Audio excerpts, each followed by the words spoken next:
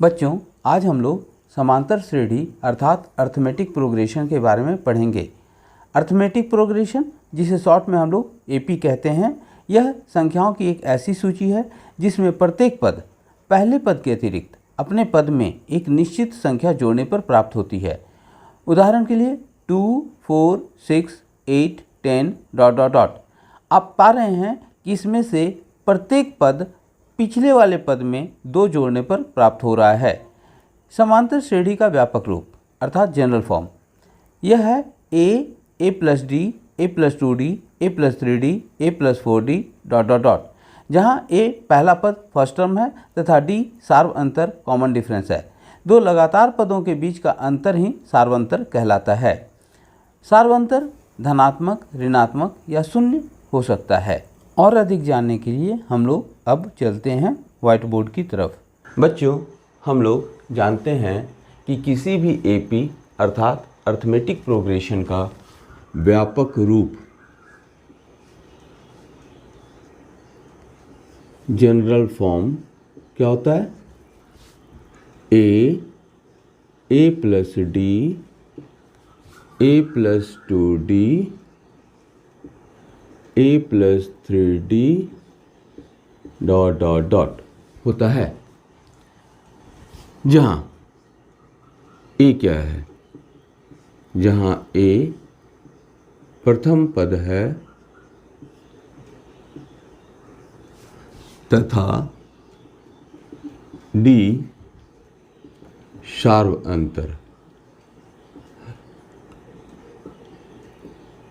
Common difference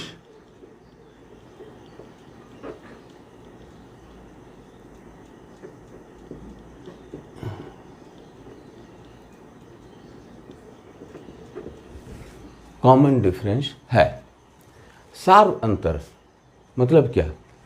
मतलब किसी भी एपी के 2 पदों के बीच का अंतर अर्थात किसी भी एपी के आगे वाले पद में पीछे वाले पद को घटाने पर अंतर हमेशा क्या प्राप्त हो रहा है? डी प्राप्त हो रहा है। यहाँ से देख सकते हैं a प्लस डी माइनस ए बराबर D, a plus 2d minus A minus D बराबर डी, है ना। तो हम लोग यह पाते हैं कि यदि किसी भी एपी के किसी एक पद को ले लें और उसमें से उसके पीछे वाले पद को घटा दें, तब जो अंतर प्राप्त होता है वही सार्वंतर कहलाता है। यहाँ a1 मतलब हो गया पहला पद या फिर प्रथम पद, जैसा आप देख रहे हैं। ये क्या है? यह a है। अगर हम लोग a2 देखें, दूसरा पद, तो दूसरा पद क्या है? a प्लस डी है। आप यहाँ से देख रहे हैं पहला पद a, दूसरा पद a प्लस डी, तीसरा पद a प्लस 2d।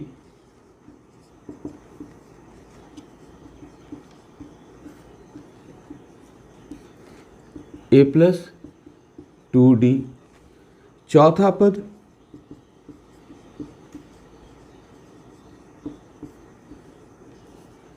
क्या देख पा रहे हैं? a plus 3d। अगर इसे और भी विस्तारित रूप में देखें तो हम लोग a को लिख सकते हैं a प्लस 0d और इसे लिख सकते हैं a1 minus 1d। a plus D को क्या लिख सकते हैं? a प्लस 1 इंटू डी और इसे लिख सकते हैं a plus 2 minus 1 into D. a plus 2d को क्या लिख सकते हैं? इसको लिख सकते हैं a plus 3 minus 1 into D और a प्लस 3d को क्या लिख सकते हैं?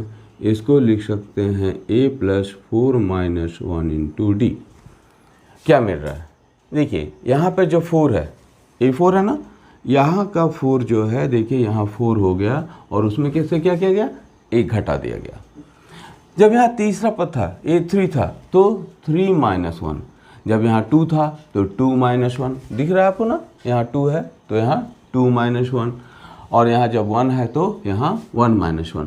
बाकी सभी में पैटर्न एक ही है, सभी में क्या है? a है, फिर प्लस है, और यहाँ पर जो भी पद है, नीचे जो भी संख्या लिखी गई है उसी संख्या को लिखकर उसमें से क्या घटाया गया, 1 दिया गया और d से गुना कर दिया गया। अगर इस तरीके से हम लोग आगे बढ़ें तब nवां पद क्या होगा देखते हैं।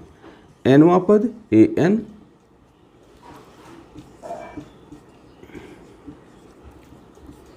बराबर हो जाएगा a प्लस, देखिए यहाँ पर क्या है, n है, इसीलिए ब्रैकेट में पहले n, जैसे यहाँ 4 था तो 4, यहाँ 3 था तो 3, यहाँ n है तो n, और फिर क्या, -1 इंटू डी। तो हमारे पास एक सूत्र प्राप्त हुआ। सूत्र क्या प्राप्त हुआ, an अर्थात nवां पद बराबर a plus n-1 into D, जहाँ a बराबर प्रथम पद, d सार्वंतर कॉमन डिफरेंस, और n पदों की संख्या।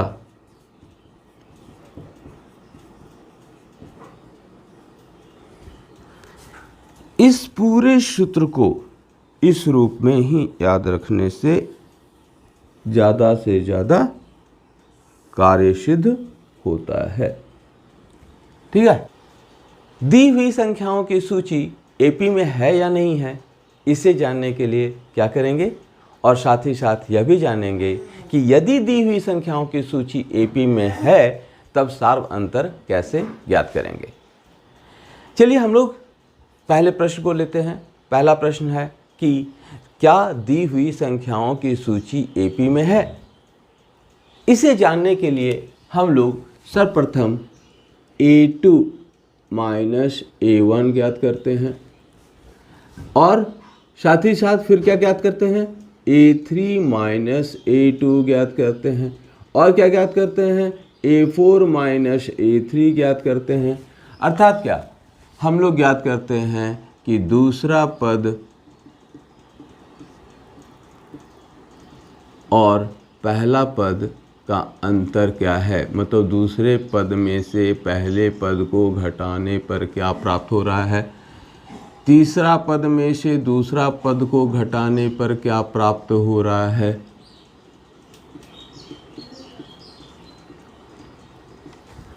चौथा पद में से तीसरा पद घटाने पर क्या प्राप्त हो रहा है। इस तरीके से हम लोग अगर यह देखें कि k प्लस 1वां पद में से kवां पद घटा दिया जाए तो क्या प्राप्त हो रहा है, k प्लस 1वां पद में से kवां पद घटा दिया जाए तो क्या प्राप्त हो रहा है। यदि सभी मान बराबर आ रहे हैं, अर्थात a2 माइनस a1 बराबर है a3 माइनस a2 बराबर है a4 माइनस a3 बराबर है dot dot a k minus k plus 1 minus a k। यदि यह सभी अंतर बराबर आ रहा हो तब दी गई संख्याओं की सूची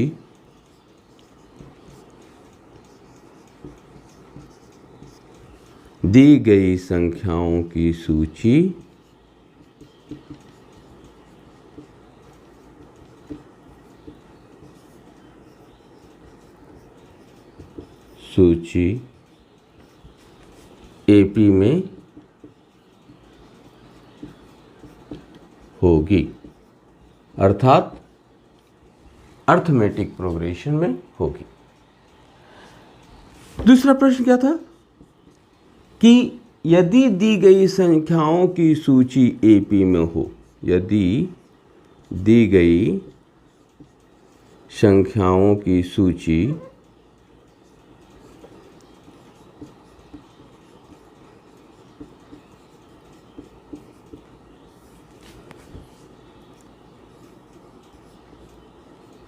एपी में है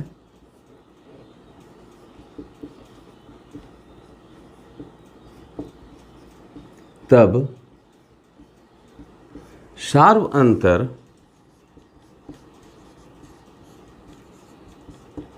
बराबर A2 माइनस A1, अर्थात दूसरा पद में से पहले पद को घटा लेते हैं। क्लियर है ना?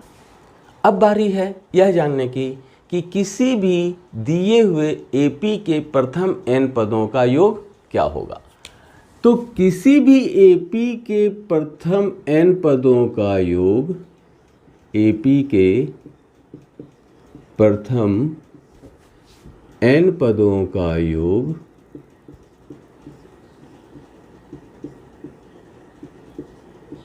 जिसे हम लोग Sn से सिंबलाइज करते हैं। S का अर्थ है सम अर्थात योग, n मतलब n पद। तो प्रथम n पदों के योग को हम लोग Sn लिखते हैं और इसका सूत्र होता है Sn बराबर n/2 2a plus n-1 into d, जहां a क्या है आपको तो याद हो गया होगा। a प्रथम पद, d सार्वंतर,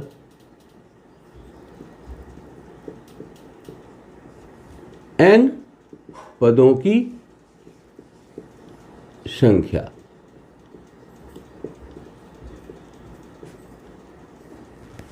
एक बात यहां ध्यान रखने की है कि Sn जो है AP के प्रथम n पदों का योग है, ना कि Sn AP के n पदों का योग है।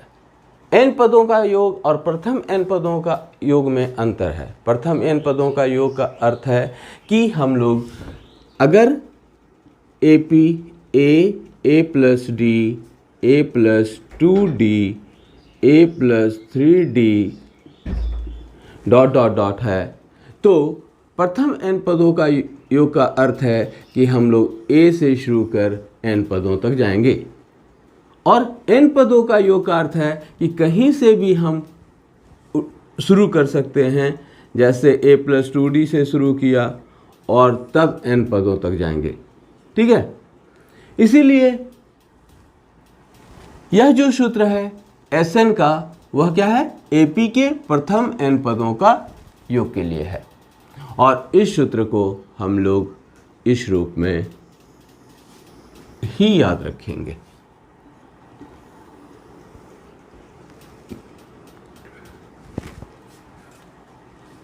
क्लियर है? एक और भी, यदि किसी AP में पदों की संख्या निश्चित हो, अर्थात उसमें एक अंतिम पद हो, कैसा हो सकता है? उदाहरण के लिए जैसे आप देखिए 2, 4, 6, 8, 10, 12, 14, 16 दी हुई संख्याओं की सूची AP में है। आप देख रहे हैं 4 में से 2 घटाएंगे 2 होगा, 6 में से 4 घटाएंगे तो भी 2 होगा, 8 में से 6 घटाएंगे तो भी 2 होगा, 10 में से 8 घटाएंगे तो भी 2 होगा। किसी भी पद में से उसके पिछले पद को अगर घटाया जाए तो हमेशा अंतर क्या रहा है? 2 आ रहा है। चूंकि सार्व अंतर यहाँ पर 2 है, इसलिए यह दी गई संख्याओं की सूची AP में है। आप यहाँ यह भी देख रहे हैं कि यह 16 पर जाकर खत्म हो गया, अर्थात इसमें पदों की संख्या निश्चित है। ऐसे में 16 आपको क्या मिल रहा है? अंतिम पद। जब अंतिम पद मिल रहा हो, अर्थात दी गई संख्याओं की सूची या जो AP में संख्याओं की सूची है वह निश्चित है, तब हमारे पास AP के प्रथम n पदों का योग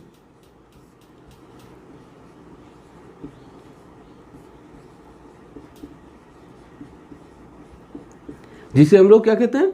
Sn। इसका सूत्र क्या हो जाएगा? n/2 a प्लस l, जहां a क्या है?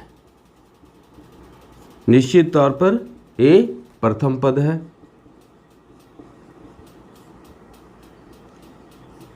L क्या है? अंतिम पद है। और N क्या है? पदों की संख्या है।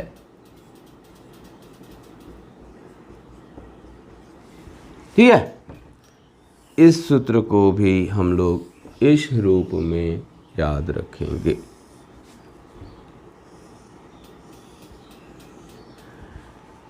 इसका प्रयोग कब करते हैं?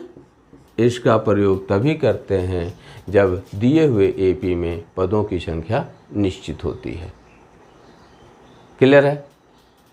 अब हम लोग क्या करेंगे?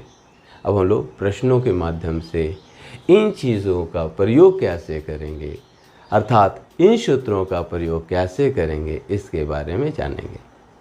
बच्चों, आपको मेरा यह वीडियो कैसा लगा ज़रूर कमेंट करें। अब मिलेंगे अगले वीडियो में। धन्यवाद।